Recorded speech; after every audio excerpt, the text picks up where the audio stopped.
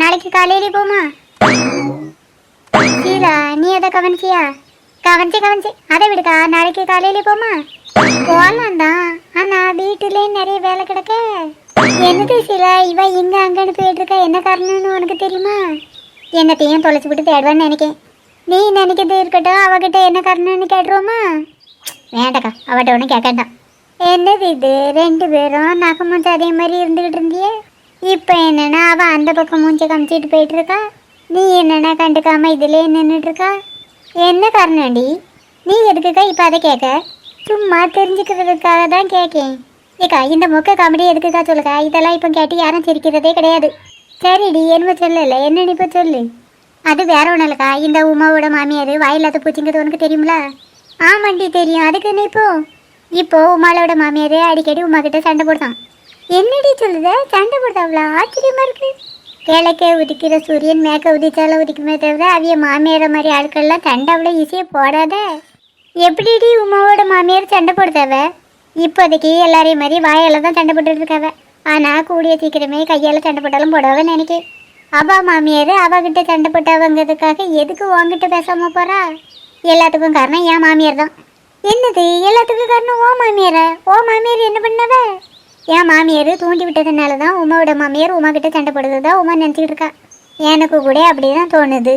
ஒருவேளை அப்படி தான் நடந்திருக்குமாக்கா? ஒருவேளை இல்லை, கண்டிப்பாக அப்படி தான் நடந்திருக்கணும். நானே நிறைய வாட்டி கேட்டிருக்கேன். ஓ மாமியார் உமா மாமியாரை பற்றி எப்பவுமே வாயில போச்சுன்னு தான் சொல்லுவேன். அப்படி சொன்னோடனே அவைய தூண்டி விட்டதாயிருமோ? உமா மாமியாருக்கு என் மாமியார் மட்டும் தான் ஃப்ரெண்டோ? வேறு தான் நிறைய ஃப்ரெண்டு மாதிரி இருக்காவல, அதில் யாரும் தூண்டி விட்டுக்க மாட்டாவளோ? ஃப்ரெண்டு தான் தூண்டி விடணுன்ட்டா இருக்கு, சொந்தக்கார தான் தூண்டி விடுவாங்கள. ஆமாம், அப்படியே வேற யாரும் தான் தூண்டி விட்டுப்பாவ. இந்த உமா என்னென்ன புரிஞ்சுக்காம தெரியுக்கா. எல்லாத்துக்கும் காரணம் என் மாமியார்னு என் மாமியார் மேலே சந்தேகப்பட்டுட்டு தெரியுக்கா.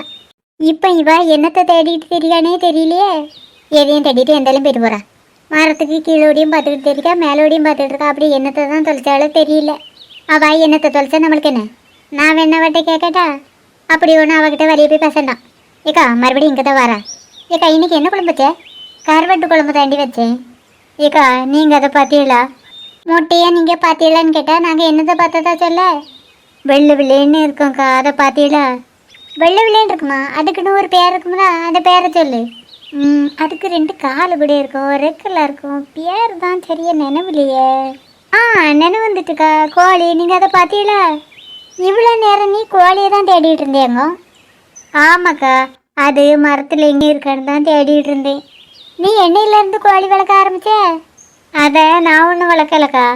அப்போ உனக்கு தெரிஞ்ச வீட்டு கோழியா? யாருக்கு தெரியும்? யாருக்கு தெரியுமா? அப்போ எதுக்கு நீ அதை தேடிட்டு தெரிய? எங்கள் வீட்டுக்கு முன்னாடி கிண்டிட்டு இருந்து என் செடியெல்லாம் கிண்டி ஆகமாக்கிட்டு, அதான் நான் அதை தேடுவேன். அதை தேடி பிடிச்சி நீ இப்போ என்ன பண்ண போகிற? அந்த கோழியை பிடிச்சி நான் சூப்பு வைக்க போகிறேன். ஏடி, கோழிக்கறி வந்தால் பிரச்சனையாவாதா? பிரச்சனை வந்துன்னா அதை நான் பார்த்துக்கிடுதேன். நீங்கள் அந்த கோழி எங்கேயாவது பார்த்தீங்கன்னா கொஞ்சம் சொல்லுங்களா. எப்படிடி இருக்கும்? வெள்ளை வில்லேன்னு இருக்கோங்க்கா. நான் அதை எங்கேயோ பார்த்துருக்கேனே. எங்கக்கா பார்த்தியே, கொஞ்சம் யோசிச்சு சொல்லுங்களா. ஞாபகம் வந்துட்டு, அந்த கறி கடையில் தான் இருந்து. அங்கேயேக்கா இருந்து. சரி, நான் அங்கே போய் பார்த்துக்கிட்டேன். இவ போய் அங்கே நல்ல செமத்தியே வாங்க போகிறா. என்னக்கா சொல்கிற? அங்கே இருக்க கோழி எல்லாமே வெள்ளையாக தான் இருக்கும். அந்த கோழிகளெல்லாம் பார்த்து என் கோழின்னு இவ போய் சண்டை போட போகிறா. நல்லா வாங்கிட்டுக்கா, அப்படின்னா தான் இவ திருந்துவா.